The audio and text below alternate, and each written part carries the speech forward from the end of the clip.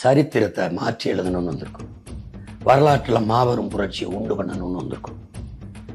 எங்கள் திருநாட்டில் எங்கள் நல்லாட்சின்னு சும்மா நம்ம பாட்டேன் சொல்ல, நம்ம தாத்தன் சொல்ல, அது ஒரு பெரிய கனவு. அதை நம்ம செய்ய நினைக்கிறோம். இங்கே 100 விழுக்காடு சரியா இருக்கும் நினைக்கிறோம். நம்ம ஆட்சி எப்படி இருக்கணும் அச்சில் காணொலி ஆவணத்தின கொடுக்குறோம். சரிவாதி பெண்களுக்கு அவங்களுக்கு உரிய உரிமையை அவங்க எடுத்துக்கிறாங்க, நம்ம அனுமதிக்கிறோம். நமக்கு உடன்பாடு இல்லை. பெண்ணி அடிமைத்தனம், விடுதலை, உரிமைன்னு பேசுறதுல உடன்பாடு இல்லை. உரிமைனா யார்கிட்ட இருந்துச்சு? அந்த உரிமை நீ எத்தனை நாளைக்கு பேசிக்கிட்டே இருப்பாங்கிற ஒரு கேள்வி.